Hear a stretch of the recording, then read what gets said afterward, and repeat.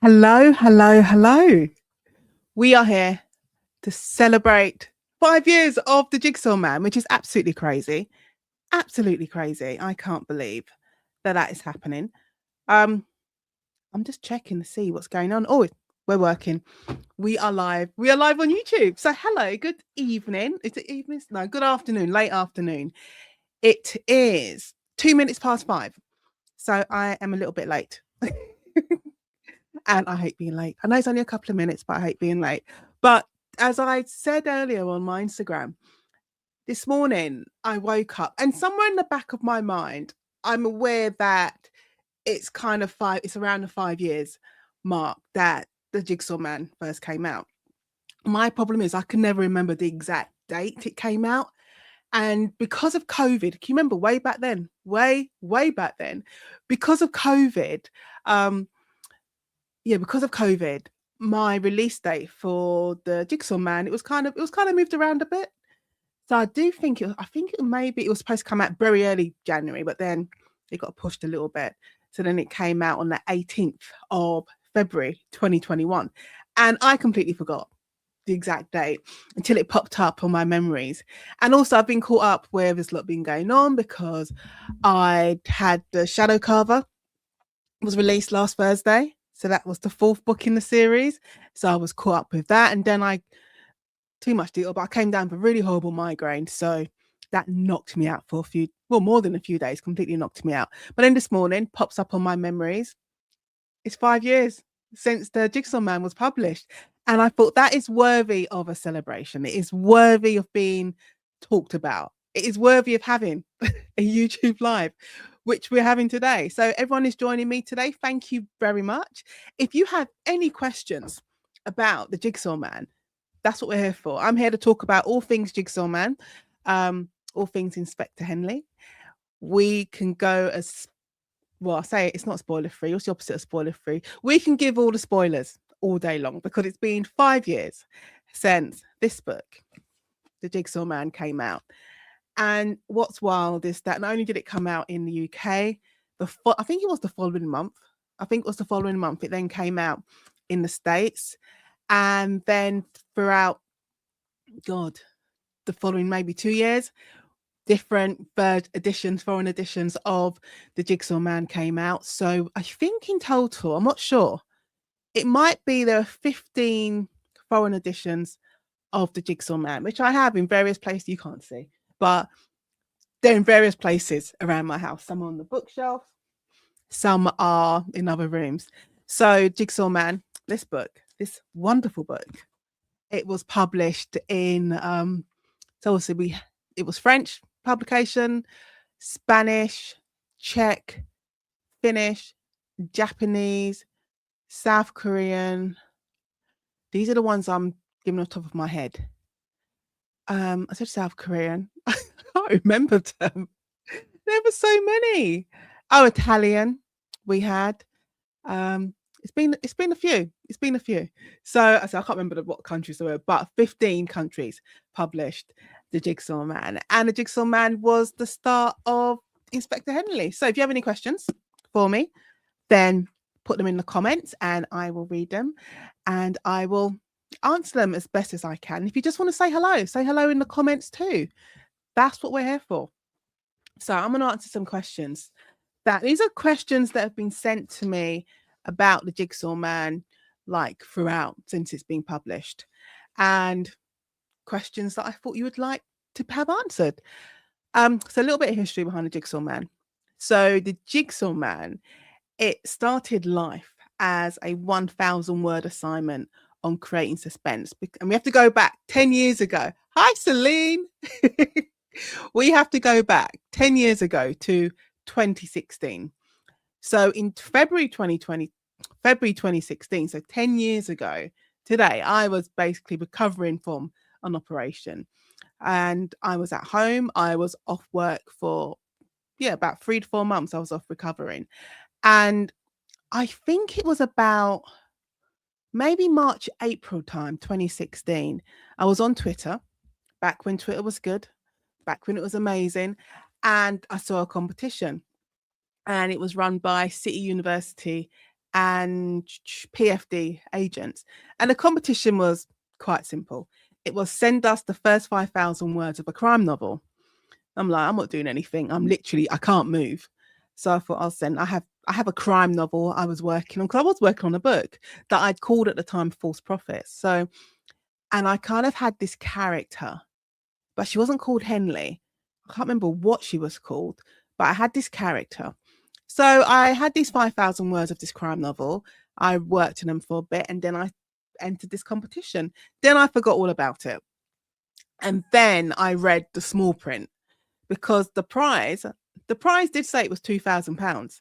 But then when I read the small print, it was a £2,000 bursary of a creative writing course of an MA.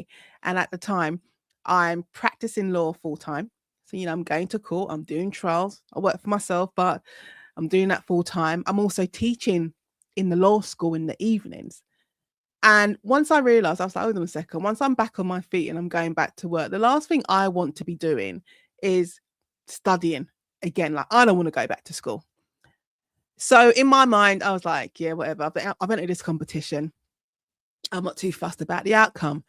And then I got an email from the course leader who says, we obviously, the closing date for the competition hasn't ended yet. So we're still obviously getting entries. And so we haven't declared a winner. However, would you be interested in applying for the creative writing MA anyway? And the thing about the creative writing MA that I did, you could specialize in crime and thriller writing. And I was thinking, oh, not really. I don't want to go back to school. And then I was talking to my brother. One of my brothers lives in Japan, and he'd called me to check up on me. And I was talking to my brother, and he said, and I told him about the competition. And he said, well, it's straightforward, isn't it? He's very practical. He's more practical than me. He's like, it's straightforward, isn't it? If you win the competition, you do the course. If you don't win the competition, don't do the course. I was like, yeah, fine. And then I think the competition closed in May. I think it closed in April or May. And then I think in June, because I'd gone back. I hadn't gone back to work yet. No, I had gone back to work. I'd gone back to work. And then I got a call. I got an email. Congratulations. You've won. And I was like, oh, shit. And I told my brother, and I called him, and all he did was start laughing. He just started laughing. He didn't even say congratulations. He just started laughing. So I'd won the competition. So I ended up doing the course. And it was the best thing I ever did, because I met some amazing people on that course who are now my really, really good friends. They're some of the people that I send like the early works of the early draft of my work to. So the new book, if I'm working on something new, I would send them like the first 3 chapters just to get their opinion on it. And when I was doing the course, there was an assignment on creating suspense. So you had to write 1,000 words of a suspenseful opening. And because hello, Janera, how does it feel knowing the book has been out for 5 years? It feels amazing. It does feel amazing. It feels like such it's an achievement. And it's an achievement because it's still being read. People are still buying it. They're still recommending it. And at least once a week, I will get an email or DM, or I'm tagged on social media by someone who's just read the Jigsaw Man for the first time. They've just discovered Henley. So it feels really, really good to know that the book's been out for 5 years. So yeah, when I had to write this 1,000-word assignment on suspense, I was like, okay, what's suspenseful? What could count as a suspenseful opening? And because I live by the river, I always see the mudlarkers out, and they're always looking for stuff. And when I was younger, we always played by the river, and we found stuff. Didn't find a human body. I've seen bodies being pulled out of the river before. So there's that. So I thought to myself, I want nothing could be more suspenseful than a mudlarker walking along the riverbank. Because when the tide goes low, the River Thames, when it goes low, it goes so low. So you can walk along the riverbank and be quite far out.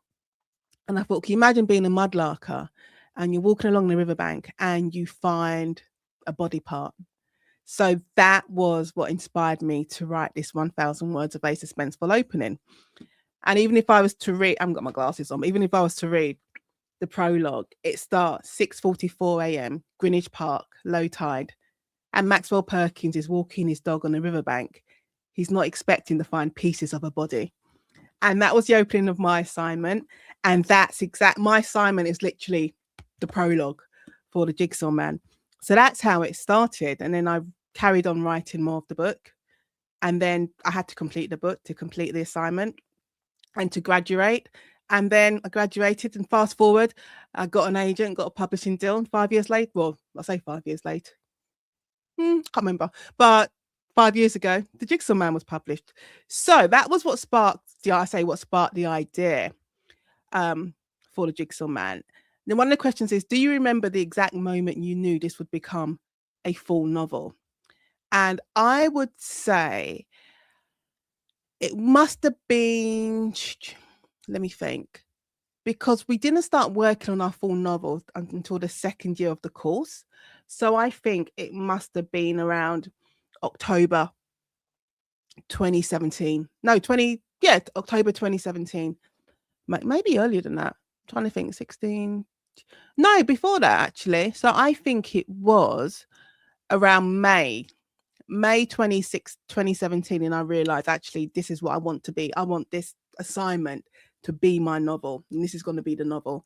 And that's when I realized, and it became the novel. So another question is, did the story change a lot from your first draft to the published version? So this is a spoiler version of this YouTube live. So it didn't change that much. But what did change was that from the very first, if you ever did read the first draft of this book, which I don't know if I've never released that, but if you ever were in my company and I let you see the very first draft of that book, there was a character in there called DC Clark. And DC Clark was part of the SCU. And he'd always been part of the serial crimes unit. So he was there, and I could tell you what DC Clark looked like. I knew that he was in his mid-50s, a little bit overweight, and I knew that he was balding, and I knew that, and I'd written when we first met him on the banks of the River Thames, when they found the body parts, I knew that it was a really hot day, and he got sunburnt on the top of his hair. That on the top of his head. That's how much I knew him. And then when I started working with my editor, she's like, there's too many characters. You need to get rid of DC Clark. So DC Clark, who was in the first draft, he's not in the final. He's not in this book. He's not here. And then there's a character called Chance. And Chance is one of the, he was a suspect. Later becomes a victim. And he wasn't there in the first draft at all. He was nowhere to be found. There was no hint of this guy called Chance. But when I was working on the edits with my editor, she said, you need a red herring. You need like another red herring. And I was like, oh, okay. And so I had to create this character called Chance. And the reason why he was called Chance, I needed a name for my character. And I was talking to a friend of mine called Chancer. And so I said, I'm going to name this character after you. So he loved it. So that's how I came up with the character of Chance. So it's little things like that you would say there's a difference between the very first draft of the book and the final version of the book that was published. So there's two big differences. So was the ending always planned from the beginning? Yes. So because I was writing this book for my course, for my creative writing MA, I had to plan out the book. So I always knew how it was going to end. But what I didn't know, so I knew that Olivier was going to fall into the river. I knew there was going to be like a big fight scene at the end. I knew that Pelletier, and there's two, you can either pronounce it Pelletier or Palatia. I always pronounce it Palatia. Then my first audiobook narrator and pronounced it Pelletier. And then now my new audiobook narrator pronounced it Palatia. Anyway, you pronounce it the way you want to pronounce it. But I knew when I wrote the books, I said, because I planned. So I knew that there was going to be a big fight scene at the end. I knew it was going to be at the Convoys Wharf in Deptford in southeast London because it overlooks the river. I knew it was going to take place at night. I knew that I didn't know Stanford was going to be there. That didn't happen until I started writing. But I knew that I was going to do a is he dead, isn't he dead moment with Peter Olivier. And then we obviously have that fight with him and Henley, and he falls in. She pushes him into the river, into the dark, dark waters of the River Thames. And then I knew it didn't end there, because we then have the next scene where Henley basically breaks down and she tells Rob, I need help, because she does suffer from PTSD and she's been dealing with PTSD all the way through this book. So I've always planned the ending. What scene was the hardest to write emotionally? I do know. It was always the scenes with Henley's dad, which were the hard. And I don't mean emotionally in a sense of that I was breaking down crying at my desk, because I'm not that sort of person. I very much compartmentalize those moments. I go into lawyer mode. But those moments when Henley's with her dad and Henley's trying to help her dad, because her dad has mental health issues. He suffers from severe depression, and he'd had a breakdown in the Jigsaw Man. And her and her brother Simon are trying to get through to her dad. And he's like closing the door on them. His house is in disarray. And so it was those moments. And there's a scene when Henley's dad says to her, I'm broken. And I think that scene was a bit emotional. And I can tell you where that scene came from. It's weird as it is. I was in Camberwell Green Magistrates Court, and I'd just done a case. And my client, he'd said to me, I'm broken, Nadine, I'm broken. And I was like, it's sad. And it just stuck with me. And I must have been writing like a scene with Henley's dad around that time, or it just stuck in my head. And I thought that just perfectly sums up how Henley's dad's feel. So that was an emotional moment for me. If you rewrote the book today, what would you change? Nothing. I wouldn't change a thing. And again, if you're joining me, thank you for joining me. Hello. Feel free to put questions in the comments and I will answer them. But I wouldn't change anything about that book. I haven't reread it.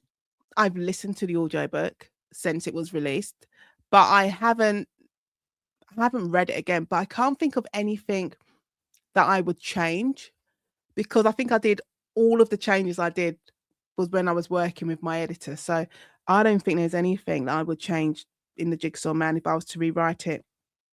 Now, did any character take control of the story in an unexpected way?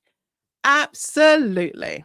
So in this book, The Jigsaw Man, which we're celebrating 5 years of today, there is a character.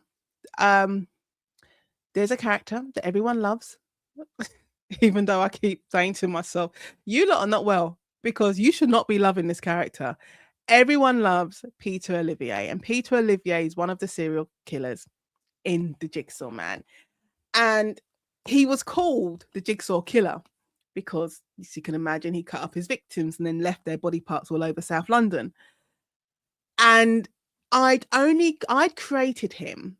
And I remember when I created him, I called him Olivier because I was like, oh, I want him to have like a dramatic name. And I kept thinking of Laurence Olivier. And so I called him Olivier, I called him Peter. And I always knew that he was charismatic. I knew that he brought people in. People fell for him. And to me, he was just a plot device. Because obviously The Jigsaw Man is a story about a copycat serial killer. And he's emulating Peter Olivier. And in the story, Henley was responsible for putting Peter Olivier away in prison a few years prior. But while she was arresting him, he stabbed her on Blackheath Common and she ended up in hospital. That's when she discovers she's pregnant. He gets put away in prison for multiple murders. And the serial crimes unit continues to investigate serial cases. And then this copycat emerges. And Peter Olivier doesn't take kindly at all to knowing there's a copycat out there basically emulating him or doing things in his honor. So when initially in the early drafts, that's something that changed materially. In the early drafts of the book, Peter Olivier, he was just like a free chapter appearance, like he'd pop in and pop out again. And that was it. And the first time you meet him, for me, he was just a device to get the story moving. So Henley goes to see him to get information, and she has a new partner with him, with her Remuta. and they go and see Peter Olivier just to get information, and then that's it. They leave Belmarsh prison, and that's you're not supposed to see him again. But the more I wrote of him, the more he kind of sneaked his way in. And then when I was working with my tutor, I was working on the books, and it was like, well, we need to see more of him. I'm like, you don't need to see more of Peter Olivier, but they wanted more of Peter Olivier. Then when I got my agent, we need more Peter Olivier. Then when I signed my publishing deal with my editor, she's like, no, we really need more Peter Olivier. So that's what happened. Peter Olivier, he became larger than life, and how dominant he is as a character. That's how dominant like he appeared when I was writing him. So he's a character who took control of the story in an unexpected way completely. Like, if you remember, there's a chapter when after he's escaped from prison. You remember, there's full of spoilers in this, so bear with me. So there's a chapter that after Peter Olivier escapes from prison, we then see him at a woman's house, and this woman's called Lauren. And it turns out that Lauren's been writing to Peter when he was in prison. She's in love with him. You know, it's a condition called hystrobophilia. You know, when people fall for criminals. And he goes round there. You know, they're having a really nice night, really romantic night in Lauren's eyes. And then Peter Olivier does what Peter Olivier does, and he murders her, chops up her body, leaves it in a van. And when I wrote that scene, I was like, oh my God, he is awful. He's so bad. And there's another scene where he's then having relationship with one of the prison officers, Karen Bajrami, who has helped him escape from prison. And there's stuff he does to her. Like, he stabs her in the eye with a fork. I mean, who does that? But they wanted more of him. So he took control of the stories in ways I did not expect.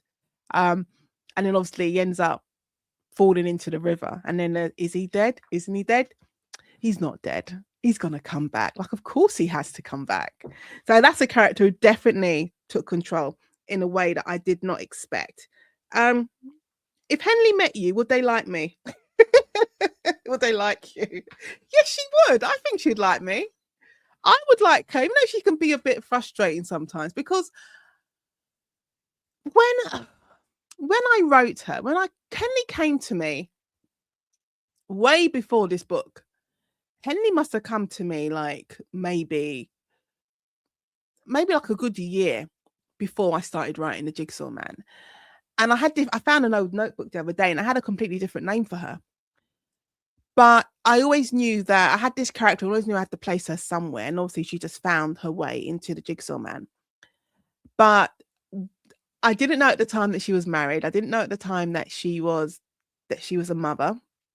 I didn't know at the time that her ex-partner or ex-boyfriend was her boss. I didn't know any of that until I started writing her. And every time I write a book, and every time I write a scene with Henley and her boss, who is Stephen Pelletier, every time I write a scene, and whether it's like an angry scene or whether it's quite emotional because they're admitting things to each other, I ask myself, why on earth is she still with her husband? Even though I'm the one who's created these characters, I'm the one who's creating this story, I still ask myself, why is she with her husband? Because I would have left him a long time ago. Because on one hand, I understand why he behaves the way he does and why he says the things he says, but I would have left him a very long time ago, because he's been a bit obnoxious at times and a bit unreasonable, even though sometimes he's had a very valid point. For example, when Olivier sends the head of his victim to Henley's house, literally dangers coming to the front door. So he's had a very valid point there. So I don't blame him. However, I think that she should be with Stephen Pelletier. Will she divorce her husband? That is a question that I don't know. Not yet. It wouldn't happen yet. Because one thing I know, and other readers have said this to me, one thing they know is that even though her relationship with her husband is definitely rocky, her husband Rob would not make it easy for her if she was to leave. and say she's taking her daughter or she wants him out. He would not make, he would fight her tooth and nail, most definitely. Okay, so next question. When did you realize it would become a series? When my agent asked me. I've given this answer before. I had no intention, or not even intention. I just did not think it would be a series. It was a book I wrote, and I remember clearly saying to myself, if I get an agent, fine, and if I get a publishing deal after that, fine. But if I don't get an agent, if it doesn't get picked up, I'll just self-publish it. That was my thought process, because I'd self-published before. Like my very first book, The Sisters, I'd self-published that. So I'd done it. I know what needs to be done. So I was perfectly fine with doing that myself, but I did get an agent. And then when I met my agent for the first time, he asked me if it was a series and you want a deal. I always say, you want a deal? Of course you want a deal. So I said, yeah. I said, yeah, it's a series. And I gave him a very loose pitch about a pastor being murdered, and then a victim being found in the church, and that person was a victim of an exorcism. And that became the Binding Room. So yeah, my very loose pitch actually became a book. So, did any readers correctly guess the twist in the Jigsaw Man before publication? Well, not before publication. Oh no, because what am I talking about? Because it went out on NetGalley. Not that I can remember. I don't think anyone guessed the twist. I think people have said they had suspicions about. No, this is full of spoilers. They had suspicions that a man called Dominic Pine, who's the ambulance, who's a paramedic, they had suspicions that it might be, but they weren't 100% sure. So that's what's always kept hidden throughout this book, is who is the actual copycat, because we know who Peter Olivier is, but for Henley and the Serial Crimes Unit, they're trying to unmask the copycat and stop the killings, and they're obviously trying to work out why are these multiple killings taking place. So I forgot what the question was now. Oh yeah, did the readers correctly guess the twist before the publication? But no, they didn't. They had an idea, but I don't think anyone correctly guessed. Okay. What crime fiction cliches did you want to avoid? The cliche that I wanted to avoid, and I remember thinking this in the very beginning, I did not want to write a flawed detective. And I'm because that is the cliche of a detective in a crime fiction book, is that they're traumatized. They have a really bad family life. You know, do I have drug issues, alcohol issues,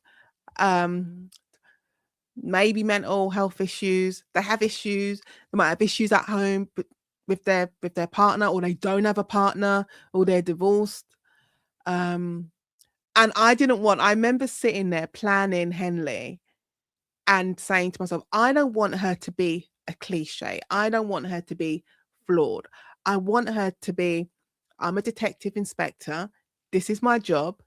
And I go home to my loving husband and my daughter, and we have a good, strong, stable family life. I don't have any health issues, physical issues, mental issues. I don't have any past traumas that I'm trying to ignore. I don't have any alcohol issues. I'm not saying I want her to be perfect. I didn't want her to be flawed. Then I started writing the book and I was like, nah, this ain't gonna work. Like, you need a reason to be invested in, well, not me, but you. Well, actually, no, I need the reason to be invested in her, and you, the reader, need the reason to be invested in her. And I gave her flaws. I basically gave her everything. I gave her everything except the drug and alcohol issue. So she has mental health issues because she has PTSD. And the PTSD stems from Peter Olivier stabbing her, so nearly killing her a few years prior. She has the unhappy family home life, or marriage, because she loves her child and she has a good relationship with her brother and her dad. Her mum has died, so she has issues with that because she hasn't properly dealt with her grief. So even though I intended to avoid the cliche of the very flawed detective, I ended up making my detective very flawed, because also I think that's what makes her human. And that's what makes her authentic. And that's what makes you, the reader, connect with her, because she's not perfect. And I think anyone, regardless of where you are in a relationship, male, female, whatever, I think anyone can connect with that feeling of trying to balance everything, wanting to be good at your job and enjoying your job, but trying to balance home life as well. I think anyone, no matter, regardless of what you do, I think everyone and anyone could relate to that. So, did I know the killer before you started writing? Oh, that's a good question. Did I know Dominic? Hmm. Did I know Dominic Pine was going to be the copycat? I don't know. That is a good question, because obviously I knew Olivier wasn't the big boss. I mean, he's the big boss, but he wasn't the final boss. I don't think I did. I'm pretty sure if I was to go back to my original plan, I'm pretty sure that I didn't know that Dominic Pine was going to be the killer before I started writing.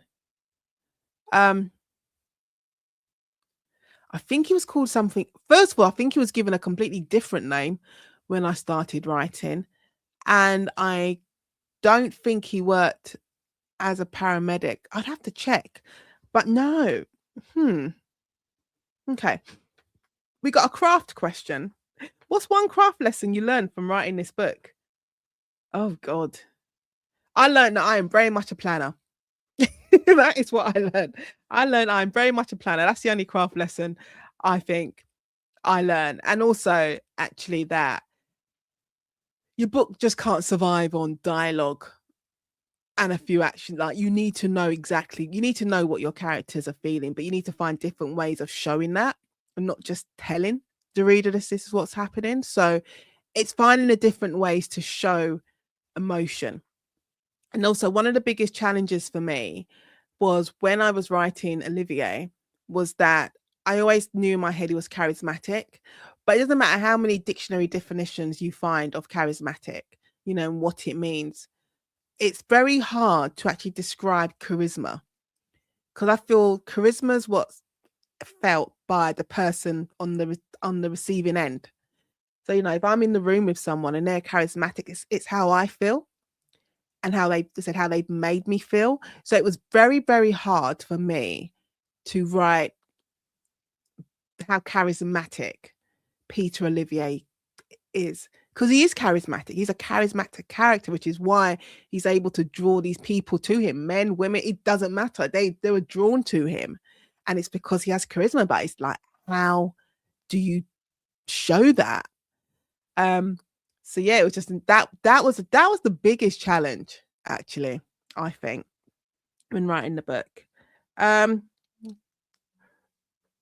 trying to see what more questions I have. What song fits the book best? I think anything by Massive Attack. You tell me. Look, this book is very dark. I never knew it was going to be dark. I knew it was going to be, because when I started writing it, I wanted to.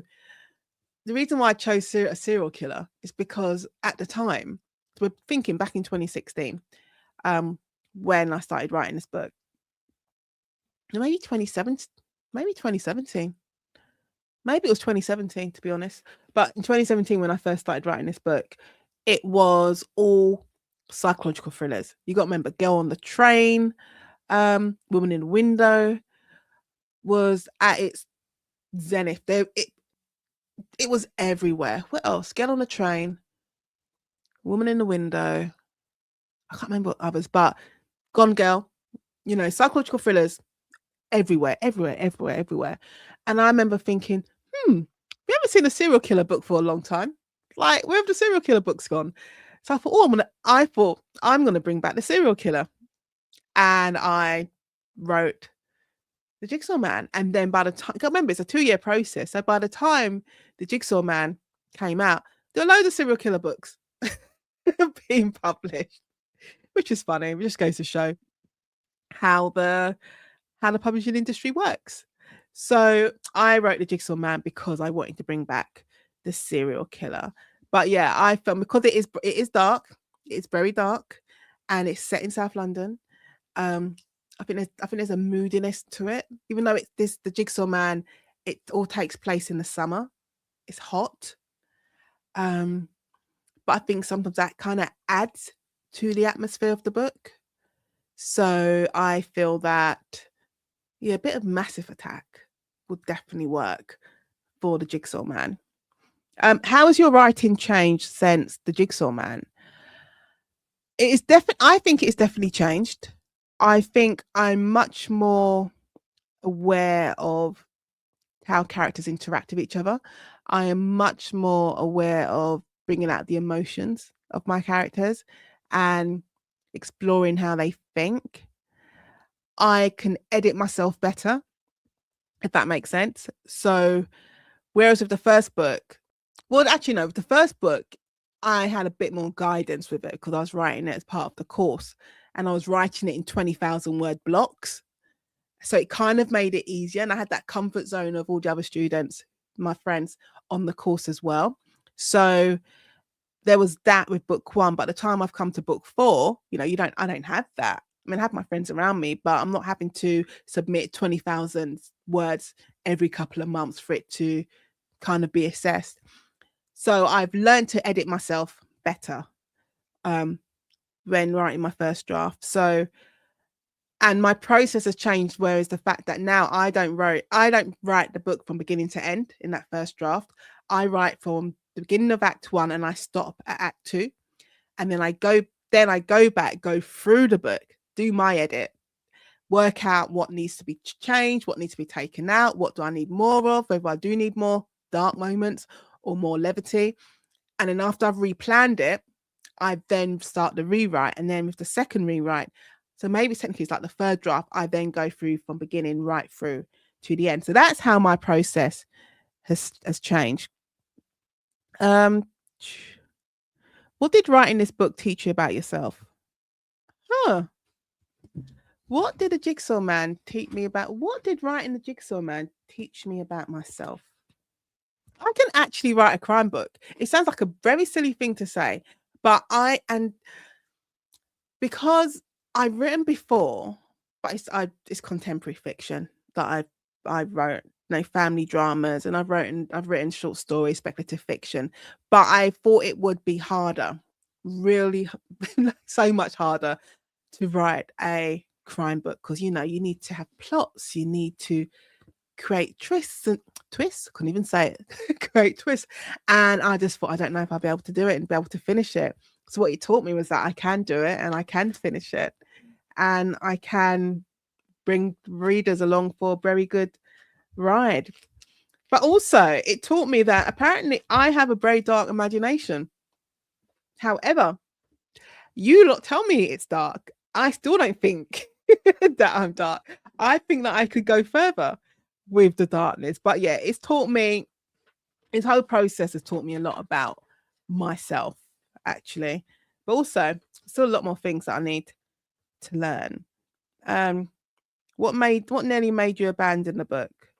Nothing, because I had to finish it as part of a course. So, because I had to finish the course, I had to finish the book. So there was nothing really that made me want to abandon it at all. But there's been moments, writing every writer had this experience. Every writer feels the same. If you have any questions for me, please free to put it in the comments and I'll answer it. I feel like every writer has felt the same. When you're writing your book, you're writing that first draft, and sometimes you write yourself into corners, or how characters are interacting, it just doesn't make sense, and you can't make the plot move the way you want it to move. And in those moments, I'm like, I'm just throwing this in the bin. If I could pick up my computer and chuck it in the bin and walk away, I would do that. But you don't do that, because those moments are part and parcel of being a writer. So it's happened with the later books where I'm like, I just want to walk away from this. I have had enough. But I don't. I have not. You keep persevering. Again, anyone who's joining, thank you for joining, and put questions in the comment and I will answer your questions, which is always good to be. So it's nice to see you here.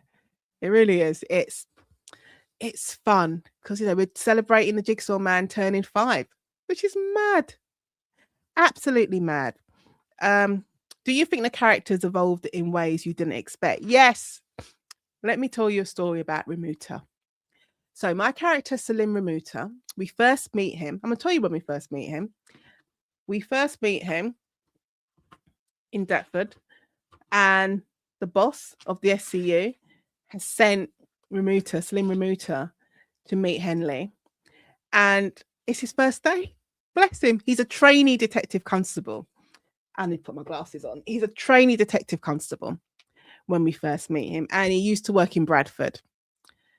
And when we first meet him, I said it's in Watergate Street. It's 7:40 a.m. summer morning. Henley parks her car. So I'm going to read it. Henley parked her car opposite the Admiral pub, just a few meters away from the police cordon, where a small crowd was gathered. Let's start this again. Actually, let's start this again. Watergate Street, just off the gridlocked Creek Road, was usually quiet, but now at 7:40 a.m., front doors were open and the residents clustered outside, wondering why a stream of police cars had assembled on their road. The looming branches of the cherry trees created a canopy over the street, casting an eerie twilight darkness despite the beating sun. Henley parked her car opposite the Admiral pub, just a few meters from the police cordon, where a small crowd was gathered. Trainee Detective Constable Salim Remuta was standing on the other side of the tape, a short distance from the crowd. He was dressed in a navy suit, white shirt and tie, and Henley could see the shine bouncing off his black shoes.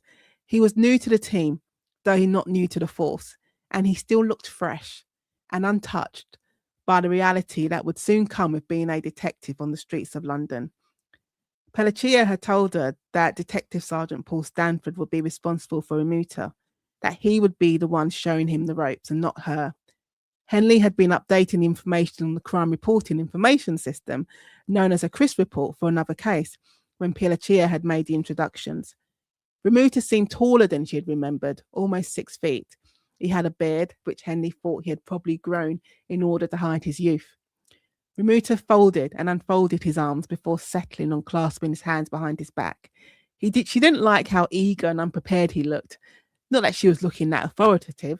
She was dressed in jeans, trainers, a Wonder Woman t-shirt, and a blazer that had lain on the back seat of her car for a week, more suited to sitting in an office and not acting as the senior investigating officer on an active crime scene. Right. So when we meet, I can't save these ones on the screen. So when we meet, oh right, Celine asks, what traits of yours were given to Henley, if why? She's very dry. She has a dry sense of humor. I have a dry sense of humor, but she will also laugh at nonsense. I will laugh at nonsense. So I think, and she's stubborn. I am stubborn. So she does have that, but also she does care very, very deeply about her friends and family. Like if she's for you, she is for you 100%, and that's me. So yeah, those are the traits that Henley has. Those are the traits that I gave Henley that come from me, but I do not have all those other issues that she has. But she definitely has that. So I introduced you to Remuta. And I remember when I created Remuta, I said I knew he came from Bradford. I knew he was joining the serial crimes unit, and he was a trainee detective. So he's training to be literally is what it says on the tin. He's a TDC. He's training to be a detective. And I knew he was going to be all enthusiastic and happy and excited about joining the serial crimes unit, which is, it's kind of like an elite unit. It's a specialist unit in the force. And he's so excited to be joining the unit and to be working with Henley, which is why I gave that impression of him. You know, he's in his brand new suit. He's got his shiny shoes on. You can see the sun bouncing off his shoes. He's ready to go. And I remember I wrote him and I said to myself, I'm going to break him, which is a terrible thing to say. But as a writer, I was like, I'm going to break him. By the end of this book, he will be a shell of himself. I am going to put him through it.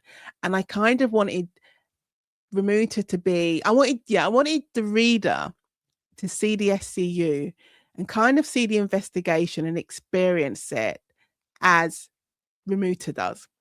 And that's what I wanted. But when I you meet him, and then Henley has him walking along the banks of the River Thames, and the bank to River Thames is muddy. So his shoes get full of mud and he's slipping and sliding on the pebbles. Like, I wanted all of that. And then I got to the end of the book.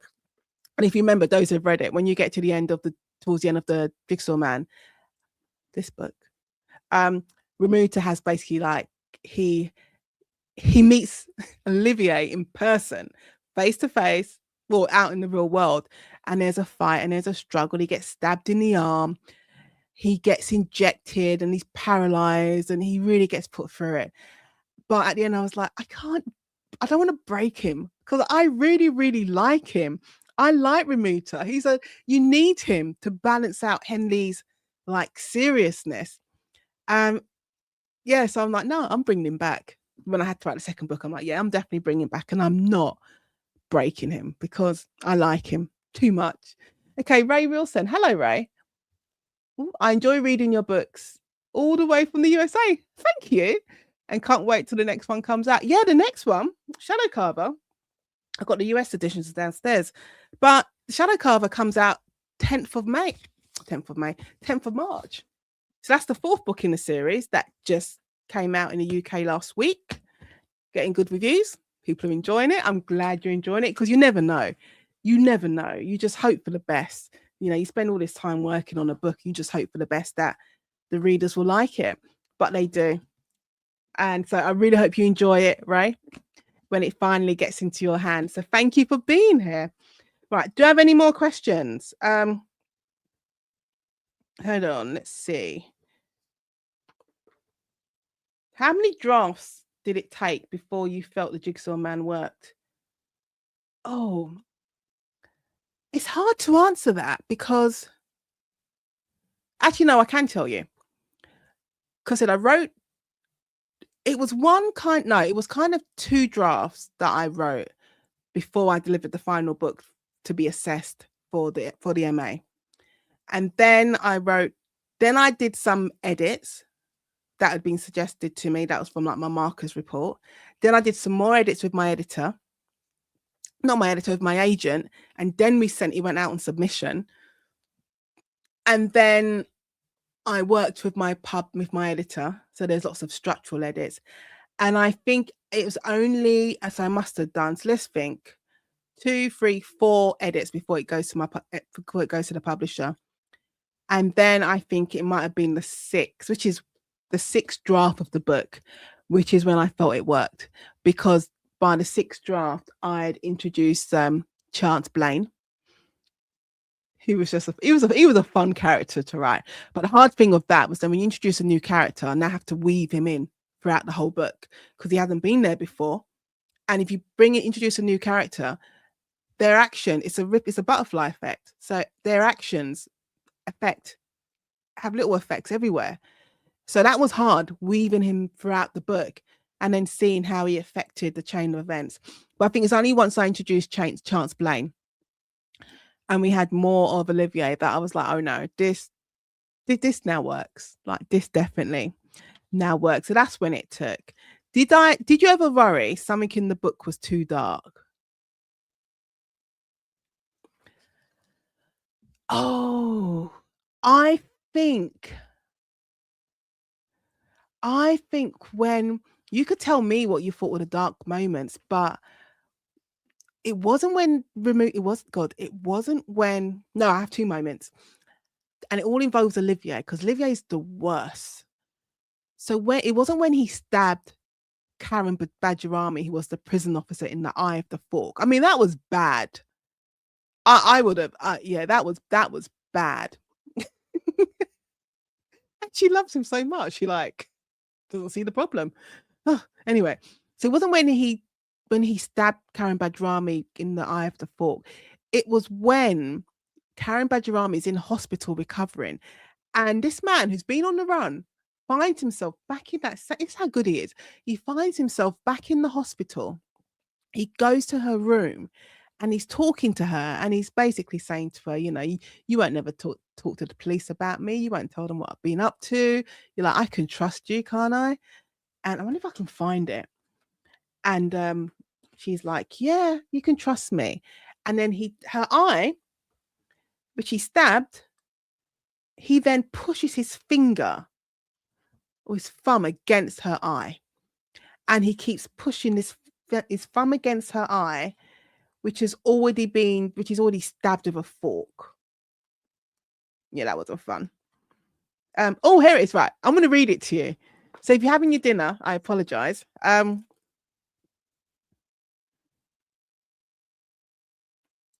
Okay.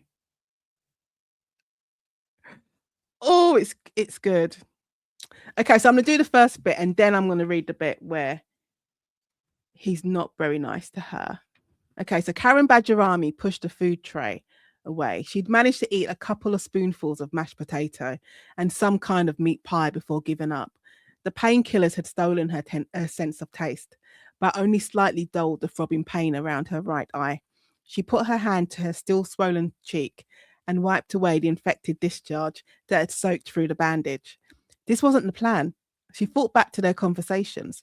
She thought about Ade, how his head had been crushed into the ground, and how no one would tell her how he was doing. The nurses thought that it was the pain that kept her awake at night, but it was the sound of his breaking bones that gave her nightmares. She was changing the channel to the news when her door creaked open. What are you doing here? Karen whispered as Olivier walked into the room. Her eyes filled with tears again as Olivier walked over and kissed her forehead. You shouldn't be here. They're looking for you. Everyone is looking for you, she said. Shh, I bought you a present, Olivier replied. Close your eyes. Sorry, I meant I. He's so cold. Like, why? Karen did as she was told. She trembled as Olivier put his hand around her neck. She felt the coolness of a necklace, a metal chain, rest against her skin. Can I look? Karen asked, fingering the pendant. Not until I've gone, but you can look at me. And then I'm going to jump forward. So, Karen froze as Olivier placed his calloused hand on her chin and lifted her head up. No motion in his gaze, only a steely determination. You've already spoken to Detective Inspector Henley, Olivier said as he squeezed Karen's cheek. She came by, but I didn't say anything to her. Olivier squeezed harder. She's going to come again to talk to you. She's not stupid. She's probably already worked out that you've been helping me. But I was careful, and you hurt me when Olivier pushed his hand against Karen's mouth, trapping the breath in her throat. You would tell her nothing. You promised me that you would always be loyal. Do you remember that? Karen tried to turn away from him to escape his terrible gaze. I'm not sure if I believe you, Olivier said as he jammed his fingers into Karen's bandaged eyes, the other hand covering her mouth, suffocating her screams. Karen grabbed handfuls of the blue blanket as red hot shock waves of pain coursed through her body. What are you going to tell Inspector Henley when she comes? Karen coughed and gasped for breath as Olivier released his hands. She tried to speak as her damaged eye bled. Nothing, she finally said, I promise. Olivier stood up with satisfaction. Loyal, he said. Loyal, Karen whispered back. I thought that was dark when I reread it. And I was like, oh, it wasn't the first stabbing of the eye that was dark. It was him pushing his thumb against her injured eye. And then the other dark moment for me, which I thought, oh, is it a bit much? It's when he kills Lauren. But not only does he kill Lauren, you don't actually see the killing. This is one thing that I made sure that I kind of do with the books. It's not often you will see the actual murders taking place, but what you will see, you will see the build up to it, and you may then see the aftermath of it, and it's the description, which is where I try to invoke the darkness. And then when you see Lauren, like literally bits and pieces hanging in the van, like arranged that way, I think that was dark. So Ray's got another question. If you see me, I haven't got my other glasses on, so I'm having to just squint. Which of the characters did you create that you just can't stand? That love to write about. You know who I couldn't stand? I don't know if you agreed with me. Where is it? In the binding room. I could not stand Serena. Serena is, and there's a character I can't stand either in the Shadow Carver, but we're not going to talk about that because Ray, you have not read it yet. But in the Shadow Carver, I'll just say this: there's a new member of the serial crimes unit, and that member of the team, yeah, So there's that. But a character that I couldn't stand, but I did love to write about was Serena Annan, who's the preacher's wife or the pastor's wife um, in the binding room. She's obnoxious. She's arrogant. She's, I think, vindictive. She just thinks everyone is beneath her. I don't like her. Even though I created her, I did not like her. Every time I wrote her, I feel like I was sitting there with my face like, because I did not like her. She's rude. Henley can't stand her. There were times when I was writing the book and I thought, God, if Henley could just slap her, Henley would. Like she so would. But Henley won't do that because she's a good person. Um, so with but I always had a plan for Serena. I'm not going to give away spoilers in the binding room, but I always had a plan for Serena. So what everything that happens to her is intentional. Everything she does, how she reacts, the things she says, it's intentional because I wanted to create that a reaction from the readers every time she comes across the page. So yeah, I don't like her. I really don't like her, but I enjoyed writing her. I hope that helps. Okay. We've got, what time is it? Oh, 2 more minutes. So then I'm going to go. Well, thank you to everyone who's joined me to celebrate the Jigsaw Man turning 5 years old. It has been an absolute joy being on this journey. The Henley, Detective Inspector Anjelica Henley and the Serial Crimes Unit journey. I'm very privileged to have been able to write not just one, but 5 books in the series. So as I said, got the Jigsaw Man, number 1. So if you are coming across for the first time, Jigsaw Man's number 1. Binding Room's number 2. Ooh. The Kill List is number 3. This is wild, all my books in my hand. And then The Shadow Carver is number 4, and that has just come out. But yeah, it's been an absolute joy. Yeah, so of course, funny. A question is, would debut you? So would the debut version of me be surprised by your career now? Yes, debut version of me. So the me who was sitting here on publication day during lockdown, remember 5 years ago, it was lockdown. I didn't see my book in a bookshop until May 2021. So it came out February 2021, the 18th of February today. And I didn't see it in a bookshop until May 2021. So yeah, if you'd gone back and said to me, you're going to be 4 books in, planning more, I would have been like, that'll be good. Like, I hope so. I really, really hope so. But yeah, surprised. I'd be surprised, but very, very appreciative. If you had to live in the world of the book, would you? Well, to be fair, I do live in the world of the book because the books is set where I grew up. The books are set where I live. They're set in Southeast London. I'm South London and proud.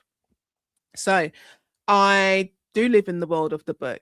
And I always say that if you ever picked up a book, any one of my books, and you wanted to go to all the locations in the book, you could, because they're all real. What you might find is that, like, there's a road where the final scene takes place. Well, not the final scene. The second to final scene takes place in the Jigsaw Man. It takes place in Camberwell. And what's the road called in Camberwell that I gave it? I don't know. I ain't got time to find it. But it takes place in Camberwell. But I changed the name of the road because I didn't want. I was like, bless, kind of, the poor people live on this real road. Suddenly have readers turning up because they want to see where the great fight between Remutra and Olivier took place. So I changed the name of the road, but it is a real road. But 90% of the locations in this book, they are real. And yeah, that's it. That's all I've got. So thank you so much.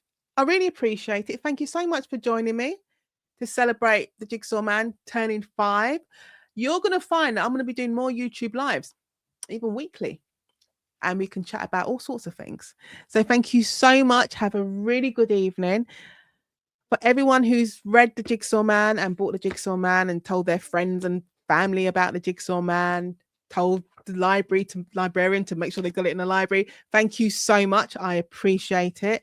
For everyone who's continued to travel along the Henley journey and have bought the rest of the books in the series. And a lot of people, it's so funny, a lot of people don't know that there's a second book called The Binding Room out, and they're always surprised after they've read the Jigsaw Man. They're like, oh, I didn't know there was another one. So yeah, there is another one. This is the Jigsaw Man.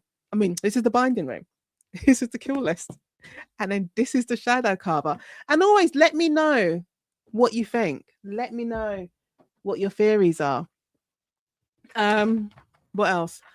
Have I got any other questions that I can answer before I disappear and go and get my dinner? Because I've been writing all day. I need food. Writing all day, recording podcasts and editing podcasts, and I need food. Let's see.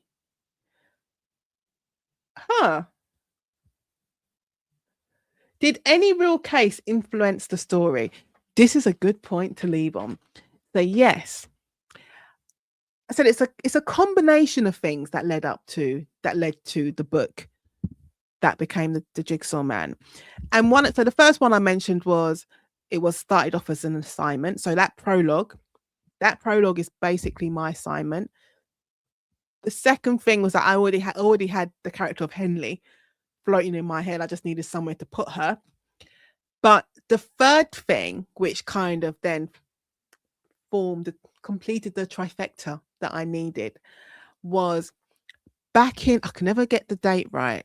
So it might have been about 2007, maybe 2006, 2007. And I think maybe 2006. And you got to remember, I was a former practicing criminal defense solicitor, lawyer, attorney. And in 2006, I just qualified. And I remember it was summer. This is why I think it was 2006. It was summer. I was working for a firm based in Dean Street. I remember exactly what I was doing. I was sitting at my desk. It was the afternoon. And then obviously I wasn't working because I then went online. And I was scrolling through the internet. And this news alert came on about body parts being found. I think it was in Hertfordshire. Anyway, body parts being found. So they found a man's leg. Then maybe like a day later, they found another body part. Then they found another body part. Then they found a torso of this man, like in a farm. And I remember thinking, oh my God. And they called this victim because his body had been chopped up into different pieces and then scattered. This said scattered around southern England. I remember, and it's stuck in my head. It's so stuck in my head. This story of this man, this real story of this man called the Jigsaw Man. And then it may later emerge. They've obviously put him, sounds terrible, but they put him together, DNA, discovered who this man was, and then they found the person responsible for killing him and basically dismembering this poor man. And the guy got arrested. And they referred to the victim as the Jigsaw Man. And it just stuck in my head. So when I started writing this book, and nothing's wasted. Nothing is wasted. So when I started writing the book, The Jigsaw Man, I called that assignment The Jigsaw Man, those opening 1,000 words. And then it just stuck. So that was what inspired me, actually. Living by the river, seeing the mudlarkers, and remembering, and remember, so that was back in 2006. So we're talking about 10, 11 years later, this story's still sticking in my head.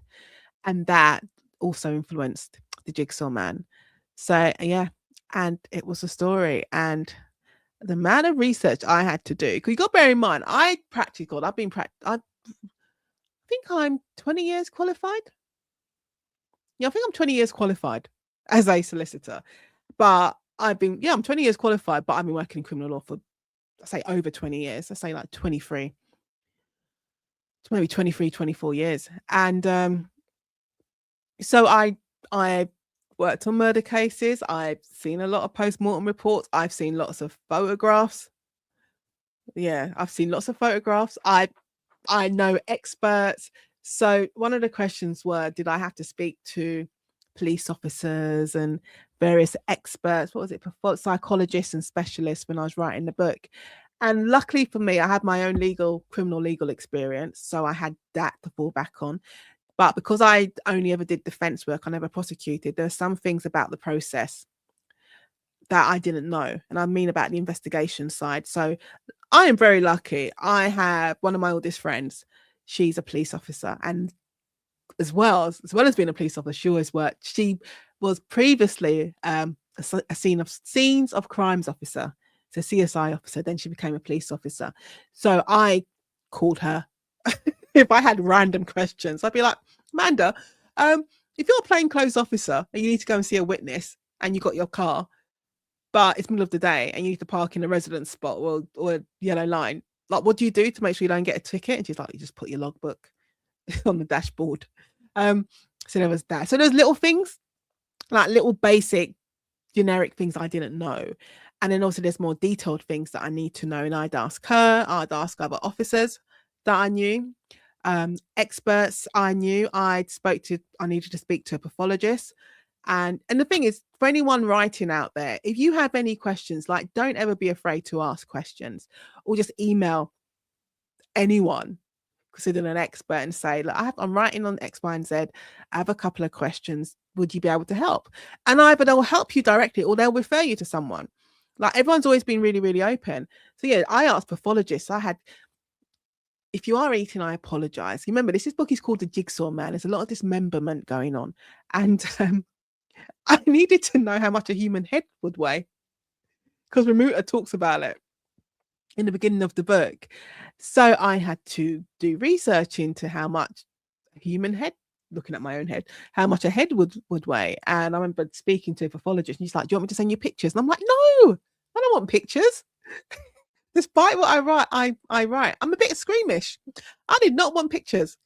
Let me use my imagination to create the atmosphere. So yeah, that was one of the good things I'm very grateful for, is my career and the access it's given me to experts and friends, people who either work as paramedics, have worked in the police force, pick a subject. And I've got friends who work there, prosecutors, friends do police law and prison law. I mean, even down to mechanics. All of that. None of it goes to waste. So that's it. So thank you. I'm definitely going to go now because I might pass out. I need food. But thank you so much. I hope you stick along for the rest of the Henley ride. And also, stay tuned. Keep on the lookout, because I will be making more regular appearances on YouTube lives, and we can have more of these chats. All right. Thank you so much. It's been an absolute pleasure.